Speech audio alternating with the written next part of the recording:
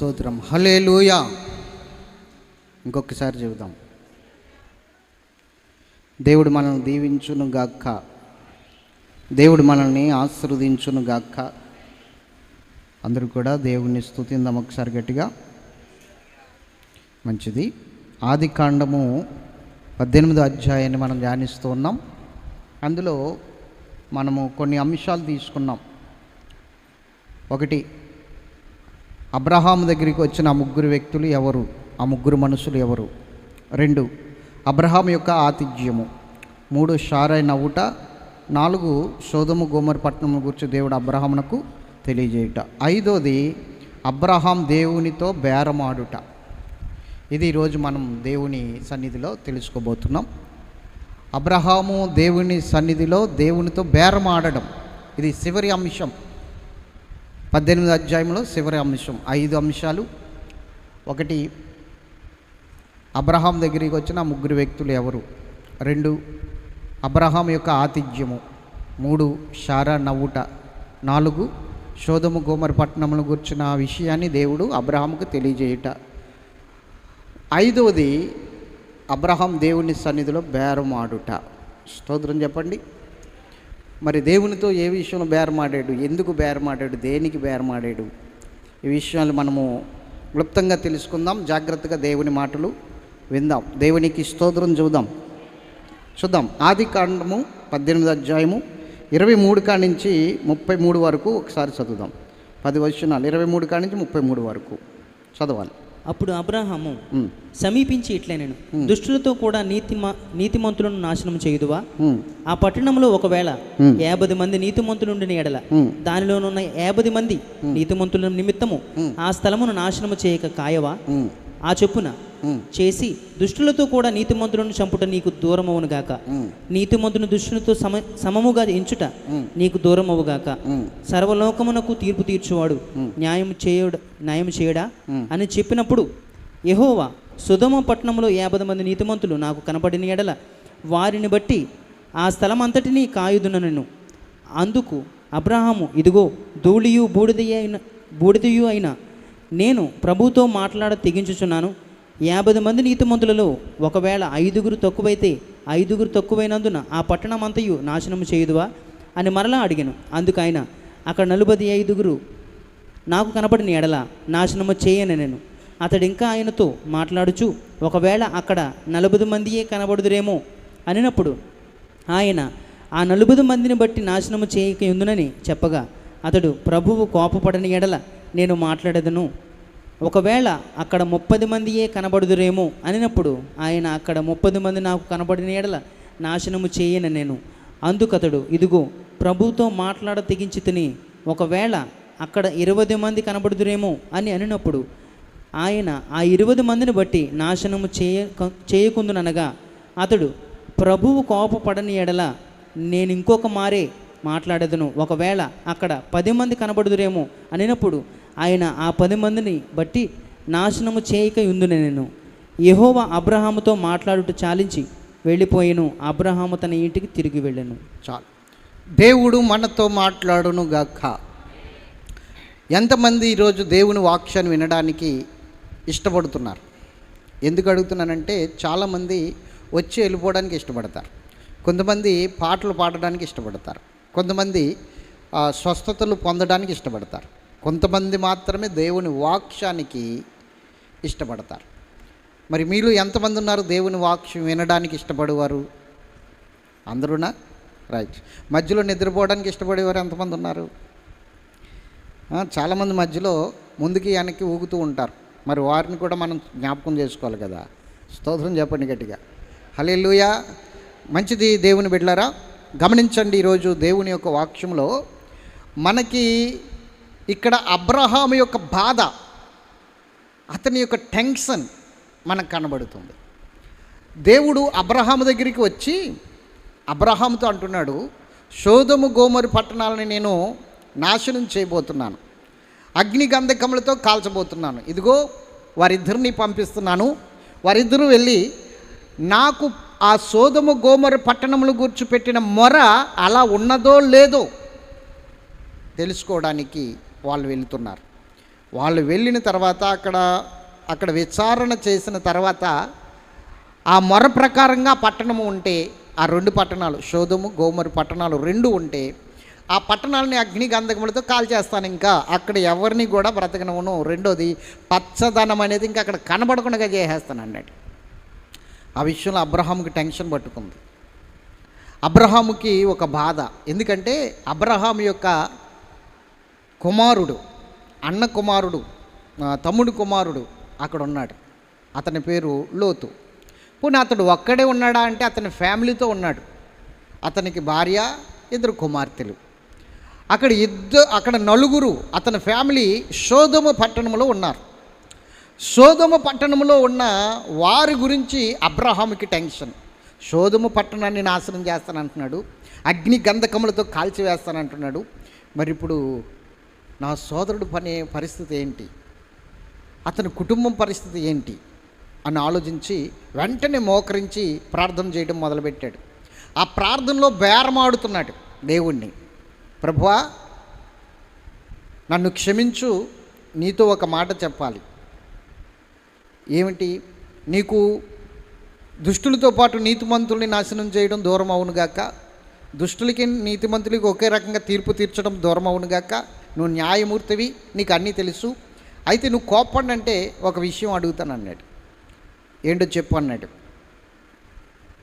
అక్కడ ఒకవేళ 50 మంది నీతిమంతులు ఉంటే, 50 మంది నీతిమంతులుగా ఉన్న వారిని బట్టి ఆ పట్టణాన్ని నువ్వు కాపాడలేవా?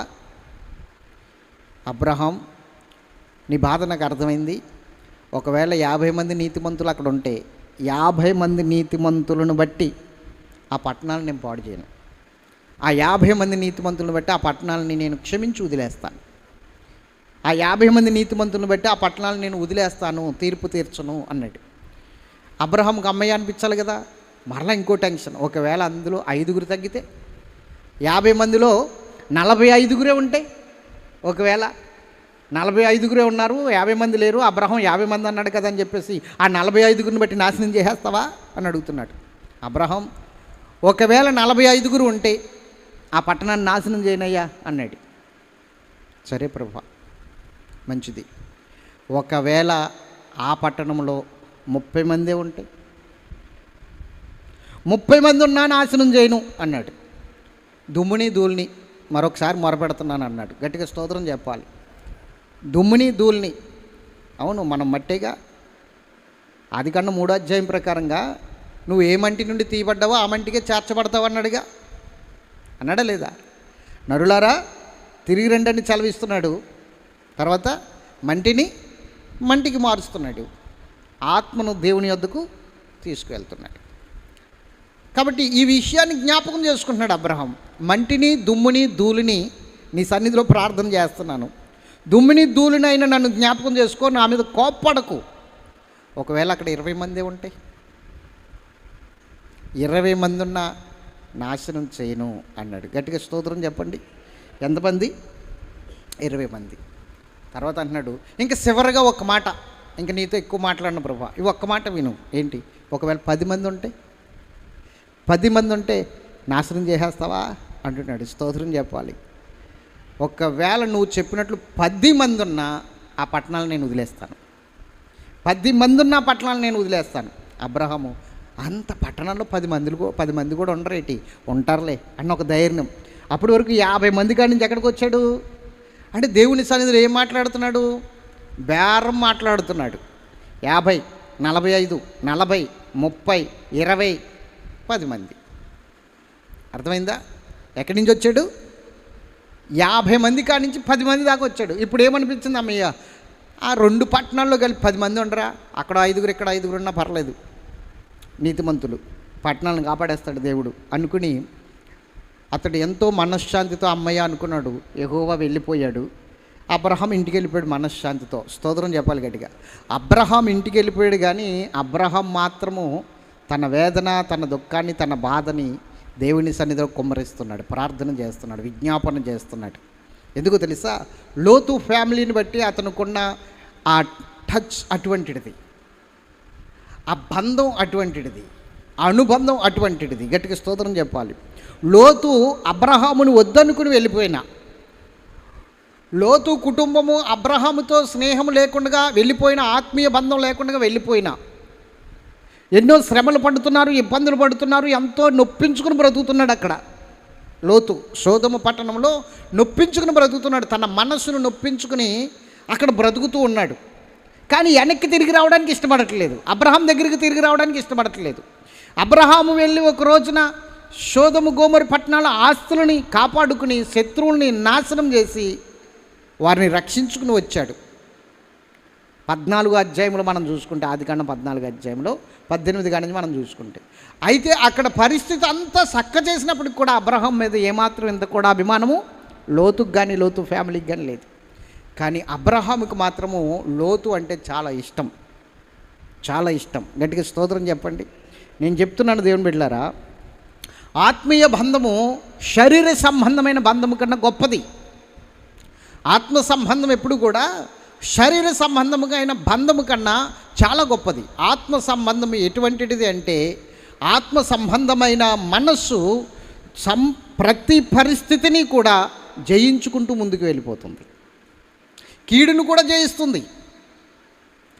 ఆత్మ సంబంధమైన మనస్సు కీడును కూడా జయిస్తుంది, కీడు చేసేవారిని కూడా క్షమిస్తుంది, అపాయం తలపెట్టేవారిని కూడా క్షమిస్తుంది, బాధ పెట్టేవారిని క్షమిస్తుంది, వేదనకు గురి చేసేవారిని క్షమిస్తుంది, అప్పటి వరకు ఎంతో బాగుండి గుండెల మీద తన్ని వెళ్ళిపోయిన వారిని కూడా క్షమిస్తుంది. ఆత్మ సంబంధమైన మనస్సు అది అబ్రహాం జీవితంలో కనబడుతుంది, అబ్రహాం జీవితంలో కనబడుతుంది. గట్టిగా స్తోత్రం చెప్పాలి.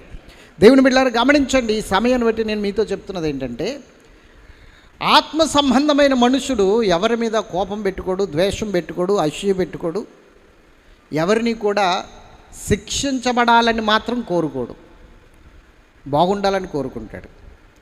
ఆత్మ సంబంధమైన మనుషుడికి ఉండే లక్షణం ఏంటో మీకు ఒకటి చెప్తాను, జాగ్రత్తగానండి.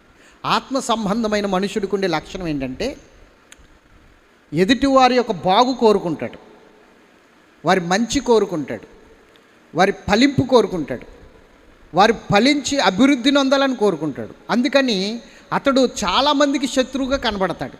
ఎందుకో చెప్పనా, ఫలించాలనుకున్నప్పుడు, ఎదుటివారు ఫలించాలనుకున్నప్పుడు, ఈ మనుషుడు ఎదుటివారు ఆశీర్వదించబడాలనుకున్నప్పుడు ఏం చేస్తాడంటే వారిని గద్దిస్తాడు, వారిని గద్దిస్తాడు.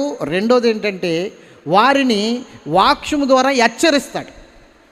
పడిపోతున్నప్పుడు, దిగజారిపోతున్నప్పుడు, పనికిమాలిన పరిస్థితుల్లో లోక సంబంధమైన ఆశల్లో చిక్కుకుపోతున్నప్పుడు వారిని గద్దిస్తాడు ఆత్మ సంబంధమైన మనుషుడు ఎప్పుడు కూడా. అందుకనే యేసు ప్రభు కూడా ఆత్మ సంబంధమైన విషయాల్లో కొరడా పట్టుకున్నాడు. ఆత్మ సంబంధమైన మందిరం విషయంలో, మందిరంలో జరుగుతున్న దుర్వ్యాపారం విషయంలో కొరడా పట్టుకుని కొరడా చెల్లుమనిపించాడు. అంత దయామయుడు, కరుణామయుడు, కృపామయుడు, జాలి కలిగిన దేవుడు అని పేరున్న ఆయనే కొరడా చెల్లుమనిపించాడు ఆత్మ సంబంధమైన విషయాల్లో. అలాగే ఈరోజు ఆత్మ సంబంధమైన మనుష్యుడికి కోపం ఉండొచ్చా? ఆత్మ సంబంధమైన మనుషుడికి అంత కోపం ఉండొచ్చా? అలా మాట్లాడొచ్చా? అలా దూషించవచ్చా అని చాలామంది అంటారు. కానీ ఆత్మ సంబంధమైన మనుషుడు ఎప్పుడు కూడా రోషంతోనే ఉంటాడు. ఇది గుర్తుంచుకోండి. ప్రవక్త అయిన ఏలియా రోషం కలిగిన ప్రవక్త, లేకపోతే సామాన్యంగా దేన మనసుతో వెళ్ళిపోయిన ప్రవక్త? ఎలాంటి వాడు ఏలియా? రోషము కలిగిన వాడు.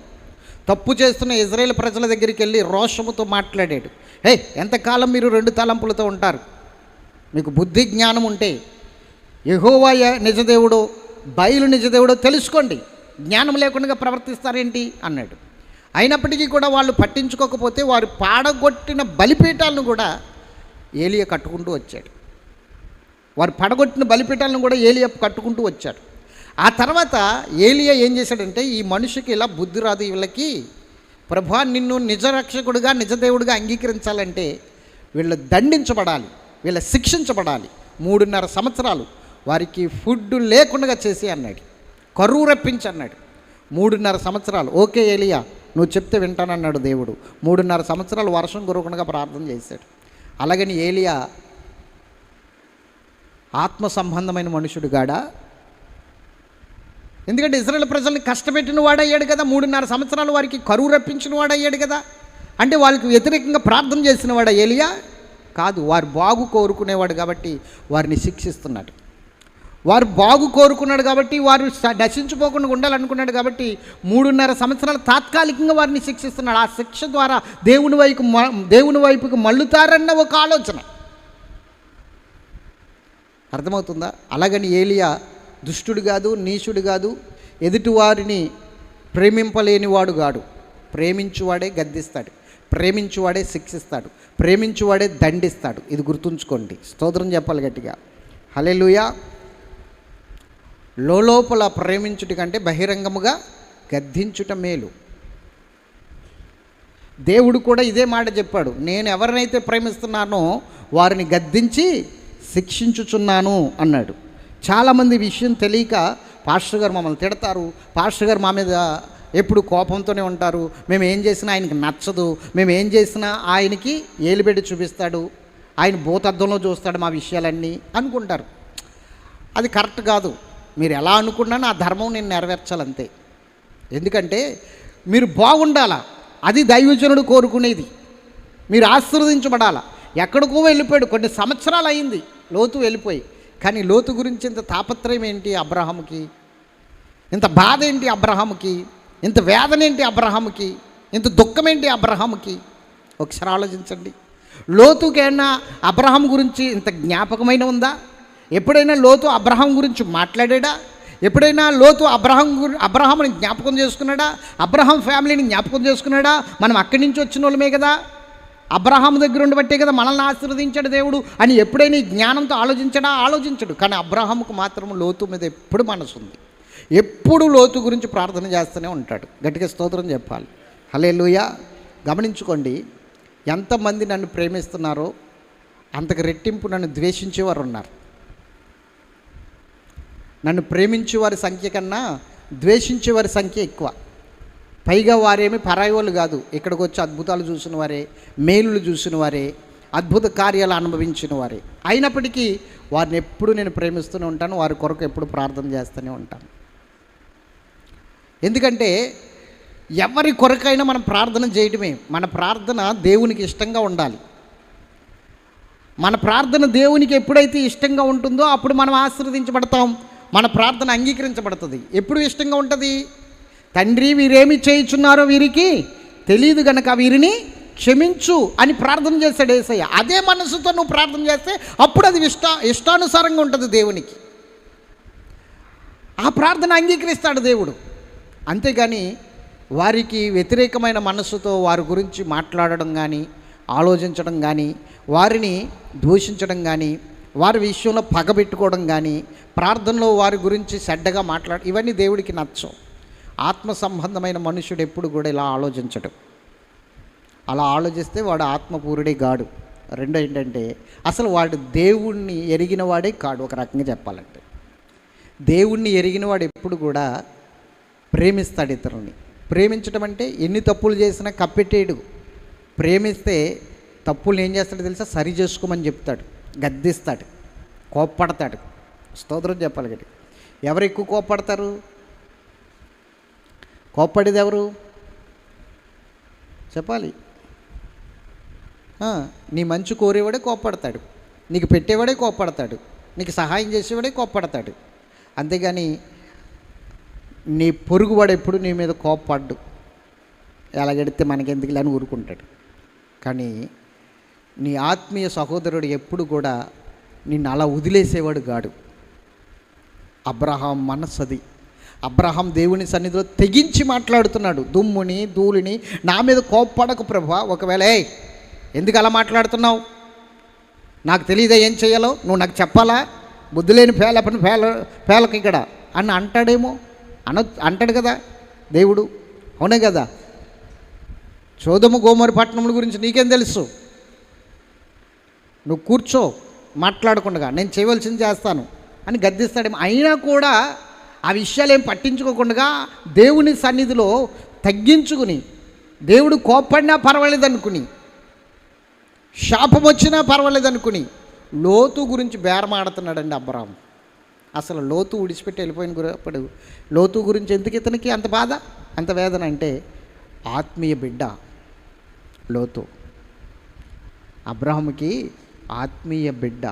స్తోత్రం చెప్పాలి గట్టిగా. హల్లెలూయా. ఈరోజు దైవజనుని గురించి కొన్ని విషయాలు మీరు తెలుసుకోవాలి. ఎక్కువసేపు ఏం ప్రసంగించను, ఇంకొక కొన్ని నిమిషాల్లోనే ముగించేస్తాను. దైవజనుడు మన పట్ల కోప్పడిన లేదంటే గద్దించిన అది మనకు ఆశీర్వాదం. అర్థమవుతుందా? ఆ ఆశీర్వాదాన్ని త్రోసివేసుకోకూడదు, ఆ గద్దింపును తృణీకరించకూడదు. ఆ గద్దింపుని ఎప్పుడు మనం ప్రేమతో ఆహ్వానించాలి. దేవునికి స్తోత్రం చెప్పాలి. హల్లెలూయా. గద్దింపు ఎప్పుడు మనకి ప్రియముగానే ఉండాలి. గద్దింపును త్రోసివేయకూడదు. మీరు గమనించండి, దావీదు అంటాడు, నీతిమంతులు నన్ను కొట్టుట నాకు ఉపకారము, వారు గద్దించుట నాకు తైలాభిషేకం అంటాడు. ఆ అభిషేకాన్ని నేను ఎప్పుడు త్రోసివేయకుందునుగాక అంటాడు. నీతిమంతులు కొట్టుట నాకు ఉపకారం, వాళ్ళు నన్ను కొట్టాలి, వాక్ష్యమనే బెత్తంతో నన్ను కొట్టాలి. 2, వారు నన్ను గద్దించుట నాకు తైలాభిషేకం, వారు నన్ను గద్దించాలి. ఆ గద్దింపుని, అభిషేకాన్ని నేను త్రోసివేయనప్పుడు కూడా అభిషేకాన్ని స్వీకరిస్తాను అంటాడు. మరి ఆ గద్దింపుని, ఆ బెత్తముతో కొట్టిన దెబ్బలను దావీదు అంగీకరించాడు. కాబట్టి దావీదు ఇజ్రాయేల్ ప్రజలకి తలగా మారిపోయాడు. పోనీ తలగా మారిపోయి అక్కడితో అతని ఆశీర్వాదం ఆగిపోయిందంటే, యోధా గోత్రపు సింహము దావీదు వంశంలోంచి వచ్చింది. అతని ఆశీర్వాదం ఎంతగా వెళ్ళిపోయిందో చూడండి. యేసుక్రీస్తు ప్రభువారు దావీదు కుమారుడిగా వచ్చాడు కిందకి. అంటే గద్దింపుని స్వీకరించడం వలన, అది తైలాభిషేకముగా నువ్వు అది అందుకోవడం వలన, ఆ గద్దింపుకి లోబడడం వలన ఆ యొక్క దావీదు యేసుక్రీస్తు ప్రభువుకే తండ్రిగా మారిపోయాడు. అవునే కదా? స్తోత్రం చెప్పండి గట్టిగా. హల్లెలూయా. యేసుక్రీస్తు ప్రభువుకి తండ్రిగా మారిపోయాడు. అందుకని ఇప్పుడు చాలామంది ఆయనకి ప్రార్థన ఏమని చేస్తారు తెలుసా? దావీదు కుమారుడా నన్ను కనికరించవా అని ప్రార్థన చేస్తారు. అంటే దావీదు అంత ఘనమైన పాత్రగా ఎంచబడడానికి, దావీదు అంత ఘనమైన స్థితిలో ఉండడానికి, ఈ రోజుకి కూడా దావీదుకి దేవుని కృప నిలిచిపోవడానికి కారణం ఏమిటో తెలుసా?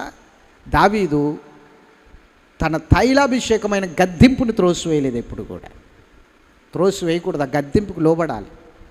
కొంతమంది ఏం చేస్తారంటే, దైవజనుడు గద్దిస్తున్నప్పుడు నవ్వుతారు.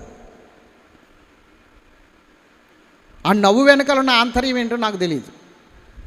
లోపల తిట్టుకుంటూ నవ్వచ్చు, లోపల ద్వేషించుకుంటూ నవ్వచ్చు, లోపల నన్ను అవమానపరుస్తూ నవ్వచ్చు, లేకపోతే కొంతమంది ఆ గద్దింపుని స్వీకరిస్తూ ఇది నాకు ధన్యత అని కూడా నవ్వచ్చు.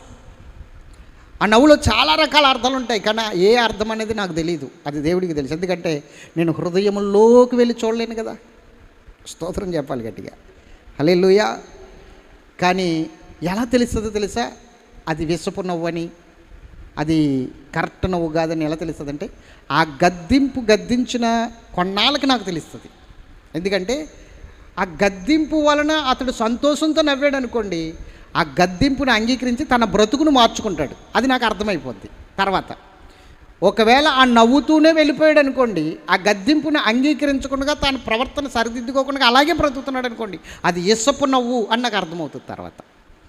నేను చెప్పింది కరెక్ట్ కదా? నువ్వు విసపు నవ్వు నవ్వేవో, గద్దిస్తున్నప్పుడు మంచి నవ్వు నవ్వేవో తెలియాలి అంటే కొన్నాళ్ళు ఆగాలి నేను. నువ్వు గర్భం ధరించింది ఆడ మగ అన్నది తెలియాలంటే 9 నెలలు ఆగాలి. అవునా? అలాగే నువ్వు నవ్వేవు, నేను గద్దిస్తున్నప్పుడు నువ్వు నవ్వుతున్నావు, నేను తిడుతున్నప్పుడు నువ్వు నవ్వుతున్నావు, పళ్ళన్నీ బయట పెడుతున్నావు, అది మంచి నవ్వో చెడు నవ్వో తెలియాలంటే కొన్నాళ్ళు ఆగాలి. కొన్నాళ్ళు ఆగితే ఈ గద్దింపుకి రిజల్ట్ మంచిగా వచ్చిందో చెడుగా వచ్చిందో అర్థమైపోద్ది. అప్పుడు ఆ నవ్వు ఏంటో నాకు అర్థమవుతుంది. స్తోత్రం చెప్పండి గట్టిగా. మీకు అర్థమవుతుందా? అందుకే అడిగాను, వినడానికి ఇష్టం ఉన్నదా మీకు అని. స్తోత్రం చెప్పండి. హల్లెలూయా. గద్దింపుని త్రోసివేయకూడదు. దైవజనుడు ఆత్మపూరుడు ఎప్పుడు కూడా ప్రేమిస్తాడు తప్ప ద్వేషించడు. ఆ టైంలో గద్దిస్తాడు, ఆ టైంలో మిమ్మల్ని దండించేంత పరిస్థితికి వెళ్ళిపోతుంది, కానీ తర్వాత మరలా మామూలుగానే ప్రేమిస్తాడు. మళ్ళీ మామూలే, మళ్ళీ అంతా మామూలే, కథ అంతా మామూలే. ఎందుకంటే గద్దింపుతో అయిపోయింది, అక్కడితో ఇంకా పగలు ద్వేషాలు ఉండవు దైవజనుడికి. అలా ఉంటే అసలు వాడు దేవుని సేవకుడే కదా, అసలు దేవుని ఎరిగిన వాడే కదా వాడు. అంతకన్నా దుర్మార్గుడు ఇంకొకటి లేడు. స్తోత్రం చెప్పాలి. కొంతమంది ఉంటారు, పైకి మాట్లాడుతూ ఉంటారు, పైకి నవ్వుతూ ఉంటారు, పైకి వందనాలండి అంటారు, లోపల మాత్రం పగ పగ పగ పగ పెంచుకుంటూ ఉంటారు. పైకి మాత్రం అయ్యగారండి అంటారు, లోపల మాత్రము ఇడి బొరతుకు తాగలయ్యా, ఇడి ఎప్పుడు నాశనం అవుతాడో. మనస్సులో మాటలు, పైకి వందనాలండి అయ్యగారు అంటారు. నేనంటాను, వాడి ద్వేషం, వాడి పగ వాడిని కాల్చేస్తుంది. ఎందుకంటే తన కోపమే తనకు శత్రువు అన్నట్లుగా తన ద్వేషము, తన పగ కూడా వాళ్ళకి శత్రువులే. అది గుర్తుంచుకోండి. దేవునికి మహిమ కలుగును గాక. హల్లెలూయా. అబ్రహాము దేవుని సన్నిధిలో బేరమాడుతున్నాడు.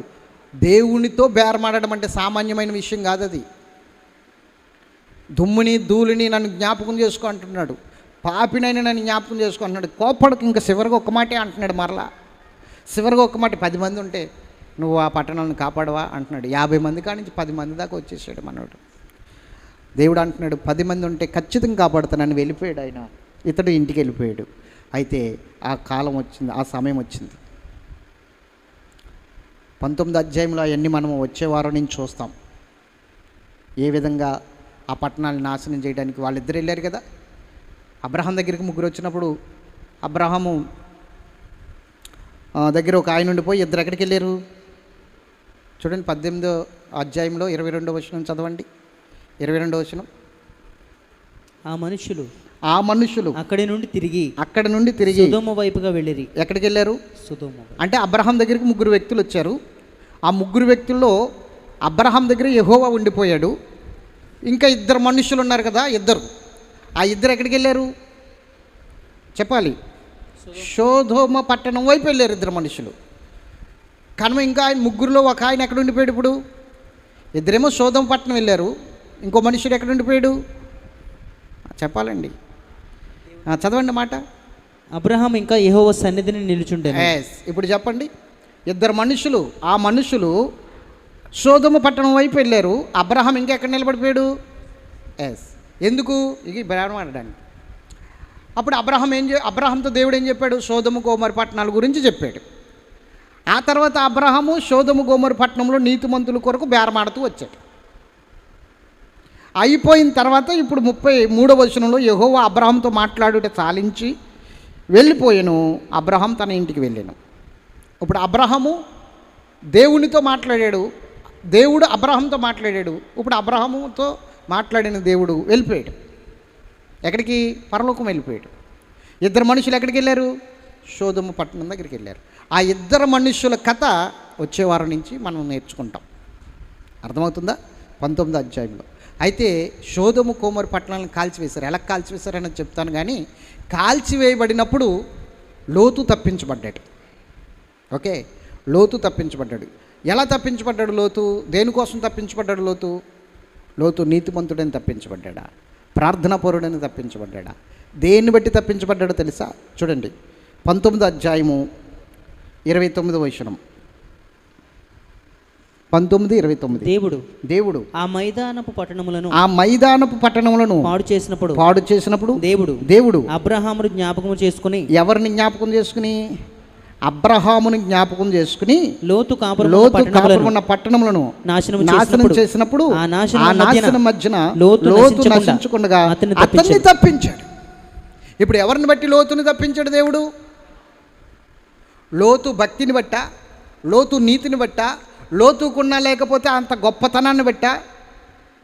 ప్రార్థనా శక్తిని బట్టా? కాదు. ఈరోజు కొంచెం వాక్యం వస్తాయి, కొంచెం ప్రార్థన వస్తాయి, కొంచెం దేవుడు ఏదైనా అద్భుతం చేస్తే నా ప్రార్థన అంగీకరించబడుతుంది, నేను ప్రార్థన పరుణ్ణి, నేను గొప్పవాడిని అన్నట్లుగా ఉంటున్నారు. కానీ మీరు ఒకటి గుర్తుంచుకోవాలి, మీరు ఎవరి దేవుని సన్నిధిలో ఎవరి ద్వారా మీరు బాప్తిసం పొందుకుని ఎవరి ద్వారా దేవుణ్ణి తెలుసుకున్నారో వారి ప్రార్థన మిమ్మల్ని వెన్నంటి ఉంటుంది, మిమ్మల్ని కాపాడుతూ ఉంటుంది. మీరు గమనించండి. అబ్రహాము సేవకుడైన ఎలియేజర్ ప్రార్థన ఎలా ఉంటుందో తెలుసా?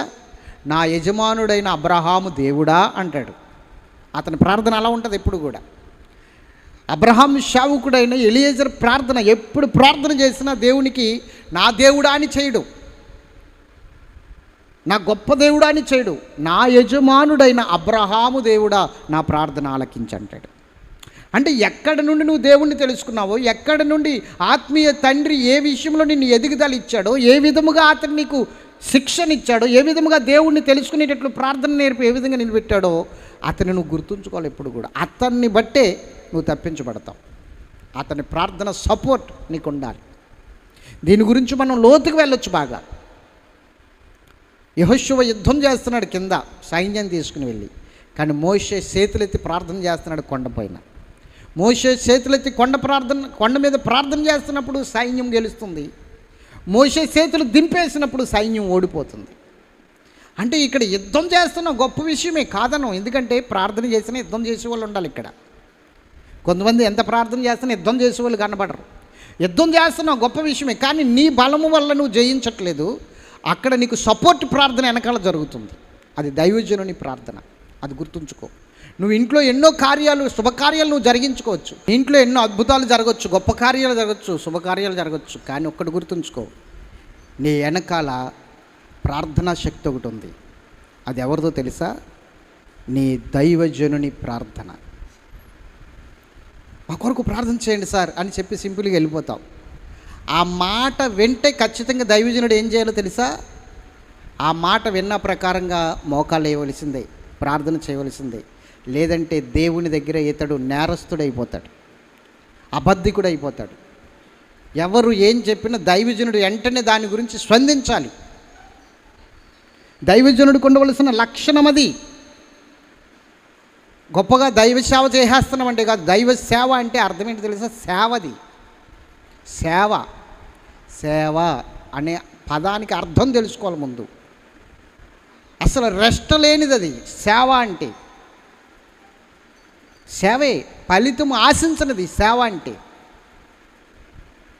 ప్రతిఫలమును కోరుకోనిది సేవ అంటే. సేవ అని ఎందుకన్నారు? కష్టం అంటే వేరు, కష్టానికి తగిన ప్రతిఫలం ఉండదు. సేవ అంటే ఇంకా దాన్ని ప్రతిఫలం ఆశించకూడదు. సేవ నిమిత్తం అర్థమవుతుందా?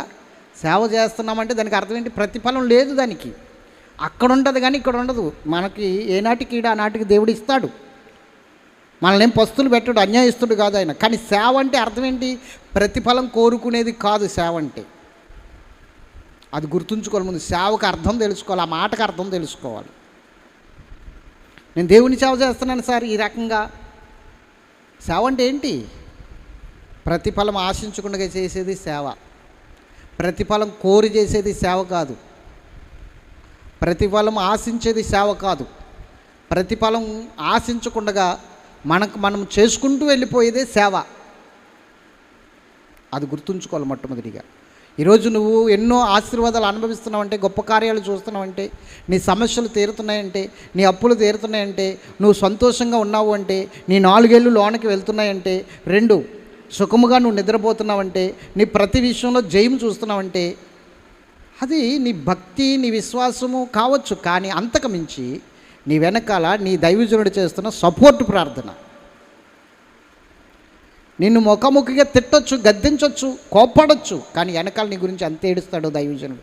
నీకేం తెలుసు? అసలు దైవజనుని యొక్క ఆంతర్యంలోనికి, దైవజనుని యొక్క హృదయాంతరంలోనికి వెళ్ళి చూసింది ఎప్పుడు నువ్వు?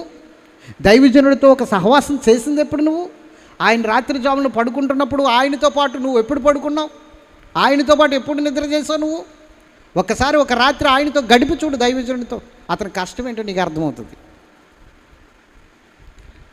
దైవజనుడితో పగలు సువార్తకి తిరగడం కాదు, రాత్రులు సువార్తకి వెళ్ళి తిరిగి వచ్చేయడం కాదు. దైవజనుడితో పడుకుని చూడు. దైవజనుడి కష్టం ఏంటో నీకు అర్థమవుతుంది. ఒక నైట్ అతనితో పడుకుని చూడు.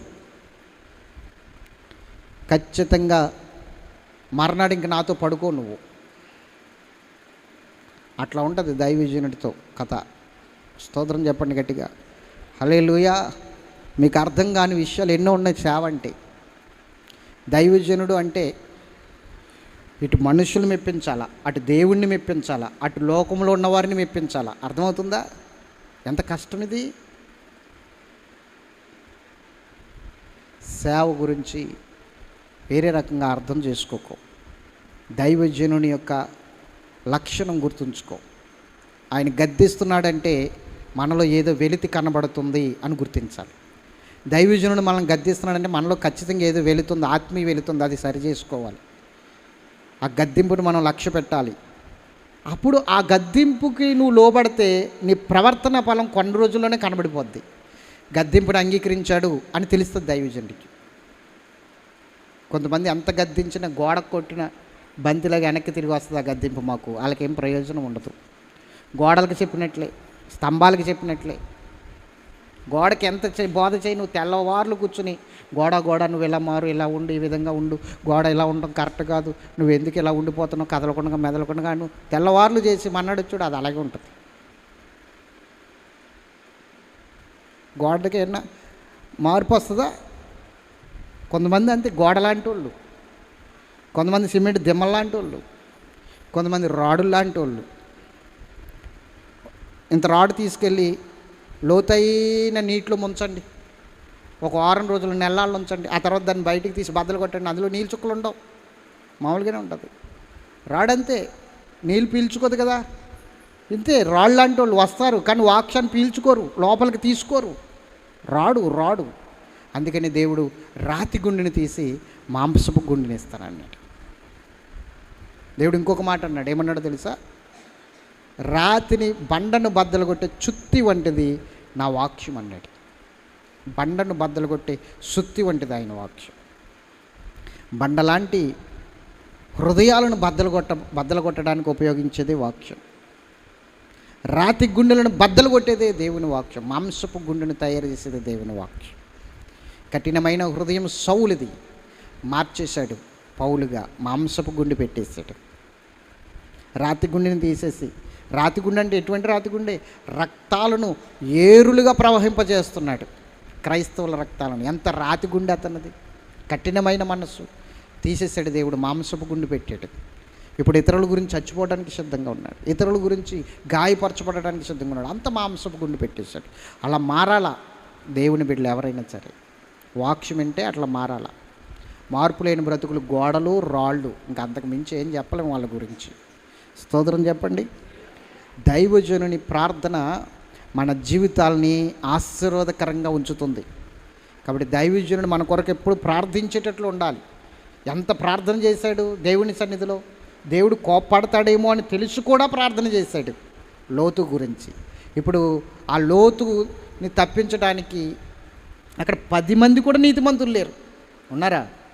10 మంది కూడా నీతిమంతులు లేరు. ఉంటే ఆ పట్టణాలను, 2 పట్టణాలను కాపాడుతాడు కదా దేవుడు. 10 మంది కూడా నీతిమంతులు లేనప్పుడు లోతు తప్పించబడ్డాడంటే కారణం అబ్రహామును బట్టి, అబ్రహాము యొక్క ప్రార్థనను బట్టి, అబ్రహాము యొక్క విజ్ఞాపనను బట్టి దేవుడు అబ్రహాముని జ్ఞాపకం చేసుకుని లోతును కాపాడాడు.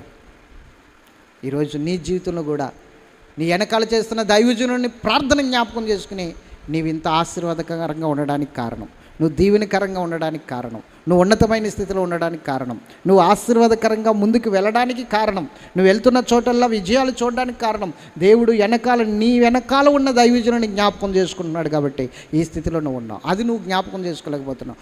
లోతు వలే కళ్ళు మూసుకుపోయి ఉన్నారు చాలామంది. దైవజనుని ప్రార్థన గుర్తించకుండా, దైవజనుని కష్టం గుర్తించకుండా, దైవజనుని యొక్క ఆలోచన గుర్తించకుండా, లోతు ఎలాగైతే కళ్ళు మూసుకుని ఉన్నాడో అలాగే ఉన్నారు.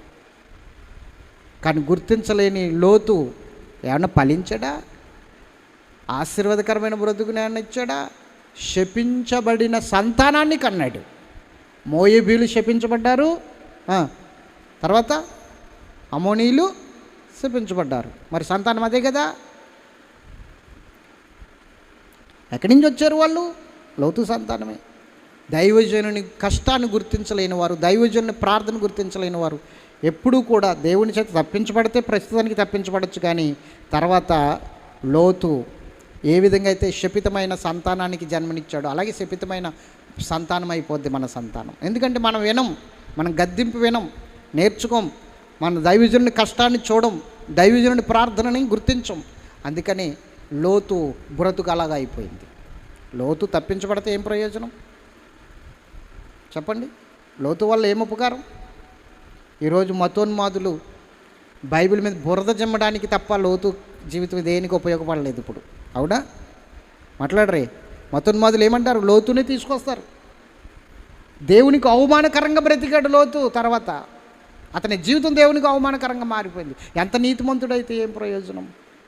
ఇది గుర్తుంచుకోండి. నువ్వు ఎంత నీతిమంతుడివైనా దైవజనుని గుర్తించకపోతే, దైవజనుని ప్రార్థన గుర్తించకపోతే దేవునికి అవమానకరమైన బ్రతికే నీ బ్రతుకు. దేవునికి వేళనకరమైన బ్రతికే నీ బ్రతుకు. కొన్ని విషయాలు, బాధాకరమైన విషయాలు తెలిస్తాయి నాకు, పలానా సహోదరుడు ఇలాగా, పలానా సహోదరి ఇలాగా అని మనసులో పెట్టుకుంటాను, ఏడుస్తాను, ప్రార్థన చేస్తాను, వదిలేస్తాను. అది మీరు గుర్తుంచుకుని దేవుని సన్నిధిలో ప్రార్థన చేయండి. దైవజనుని ప్రార్థన ఎంత విలువైనదో, ఎంత గొప్పగా మనల్ని సేవ్ చేస్తుందో ఈ విషయాన్ని బట్టి మనం జ్ఞాపకం చేసుకోవచ్చు. ఎంతమందికి అర్థమైంది దేవుని వాక్యం? దేవుడి మాటలు తన వెనుకడిలో దీవించునుగాక. ఆమేన్. ప్రార్థన